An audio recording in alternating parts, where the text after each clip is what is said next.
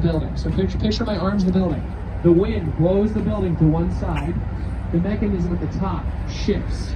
Water then sloshes toward the opposite end of the building, pulls the top in the opposite direction, and balances the whole building out.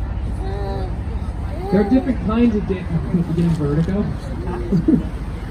There are different kinds of damper systems too. Some use weighted pins in the center of the building to basically do the same thing. To your right, you're going to see 333 West Wacker Drive by Cone, Pedersen, and Fox. Now you'll notice the river bends, the whole building mimics it.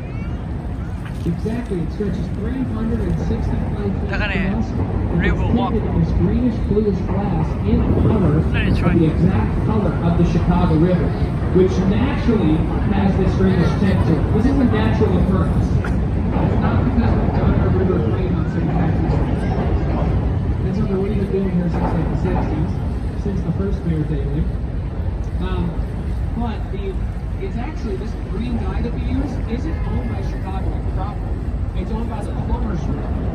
In Chicago, the union would stick this stuff in the sewage systems that they suspected a sewage leak was springing into the river because it turns a bright Kelly green the moment it hits water and you'd be able to locate this leak, right? But one day, Mayor Daley was walking over the bridge and he saw it and he was like, Myers, go like that. And now it's a tradition, so we do it every single year. Yeah, now Chicago, you guys might agree with me on this. There are two holidays in this city I don't leave my apartment.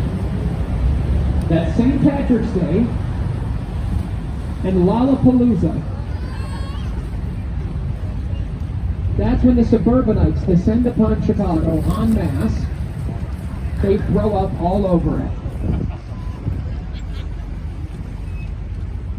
To your right, you're going to see this street right here. Now, this is called Wacker Drive. Now, how many of you have driven on Wacker Drive before? How many of you have gotten lost on Wacker Drive before? Avoid this street. It's the most ridiculous street in all of Chicago. It's not the top street that gets confusing though. It's the two streets beneath it named the same thing. Upper Wacker, Lower Wacker, and Lower Wacker. Google Maps can't figure this out. If you get into an Uber, if they take you down the Lower Wacker, tuck and roll. Now, while it's confusing, it's actually incredibly efficient. Wacker Drive almost never has congestion. It's because of this three-layer system. Upper Wacker is pedestrian traffic. Lower Wacker is an interstate, which is in the middle of the downtown area at rush hour to get you from Lakeshore Drive to I-90. That's one end of the city to the next in 5 minutes flat. Lower Wacker is where you can load and unload buildings from your basement as far as outputs in. Now, this plan is what you need for Chicago. A more efficient city, less traffic, more efficient for shipping goods. We created tunnel systems under Chicago to ship goods between major warehouse buildings so we didn't have to obstruct upper level traffic. If we didn't have this plan, Chicago could have easily lost its current status to Cincinnati or St. Louis.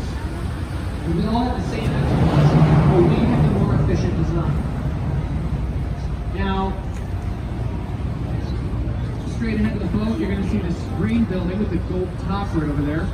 That's the Penry Hotel, built in 1929 by the Burnham Brothers. Now, back in the 20s, other than the Great Depression, who can tell me what also was occurring? Prohibition, correct, when alcohol was illegal. Nobody was a fan of the Prohibition. Neither were these architects. They actually designed this building out of protest. Exactly, they designed it to look like this giant bottle of champagne.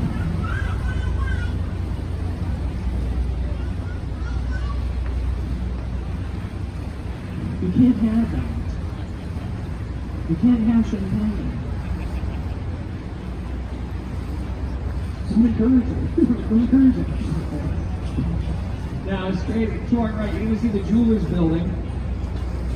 Gorgeous French Renaissance styles, Tempietty at the top. The dome was featured in Transformers. You guys ever seen that movie?